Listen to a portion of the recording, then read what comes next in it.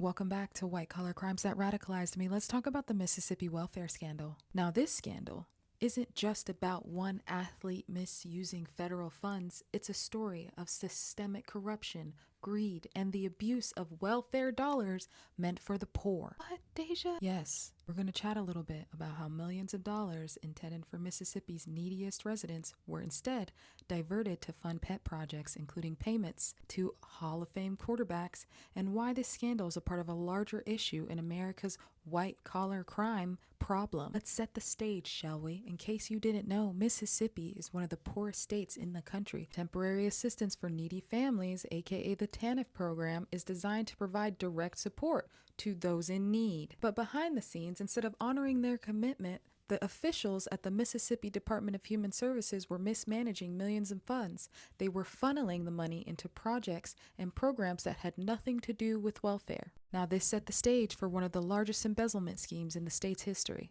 Some of that money was funneled to Brett Favre, a beloved NFL Hall of Fame quarterback and Mississippi native. In 2017, Favre allegedly received $1.1 million in welfare funds for speeches that he never gave.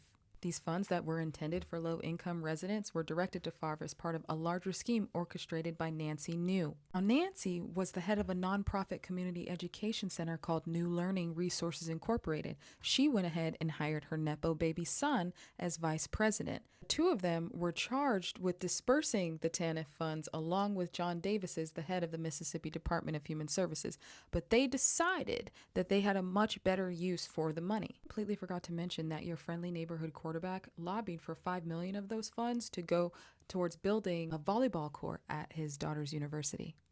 Wait, what, Deja? How does this even happen? Well, the welfare fraud in Mississippi did not happen in a vacuum. It thrived due to weak oversight, close ties between key figures, and lax controls over how welfare funds are distributed. The state's long-standing issues with poverty, combined with the weak regulation and oversight, created the perfect environment for corruption. This is not new. Mississippi has long been criticized for the mismanagement of its federal funds. Nonprofits and state agencies are responsible for administering TANF funds, but they operate with little transparency, and even when irregularities were flagged, they were often ignored or swept under the rug. So as a result, this lack of accountability allowed millions of dollars to be misused without consequences for years.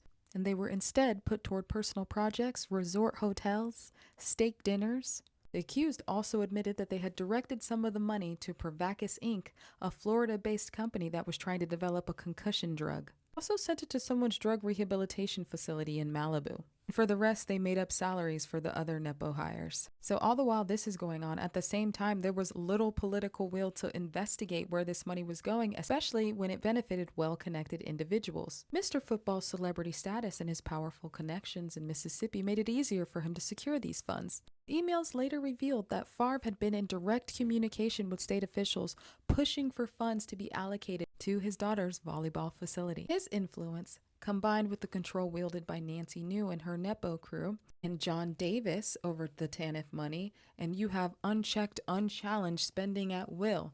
This allowed the diversion of funds to occur without much scrutiny. But in 2020, auditors decided that they did in fact have time and completed an audit of the Department of Human Services, which exposed the extent of the welfare fund abuse.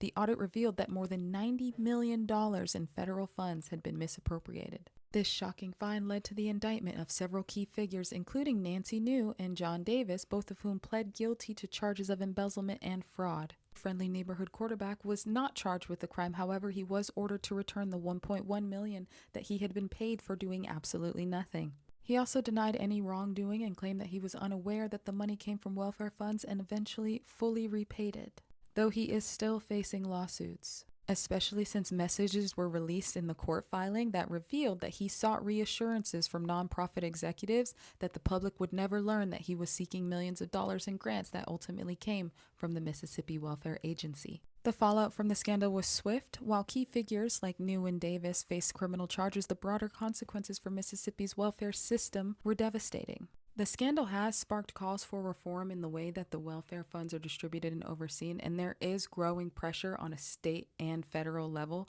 to ensure that TANF funds are used for their intended purpose. And Mississippi lawmakers have begun investigating how they're allocated and distributed, but the systemic issues that allowed the fraud to occur in the first place still remain. So come outside, Mississippi, I just want to talk. If anything, this scandal highlights the dangers of corruption in programs that are meant to support the most vulnerable. The true tragedy of this scandal is that the very people these funds were meant to help are the poorest of Mississippi's residents. The ones who suffered are the ones who needed the help the most. And as long as there are weak controls and the wealthy and powerful can manipulate public funds, these kinds of abuses will continue to occur. So the next time that you hear about welfare fraud, remember this.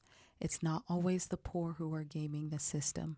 Sometimes it's your dad's favorite quarterback and his crooked homies responsible for the funds whose moral compasses have led them to believe that a volleyball court is more important than food for people who truly need it. Greedy capitalists are gonna greedy capitalist. Let this be a reminder to you that sometimes the people most deserving of scrutiny aren't the ones in the streets, but they are the ones in the boardrooms, shaping the policies that will affect millions.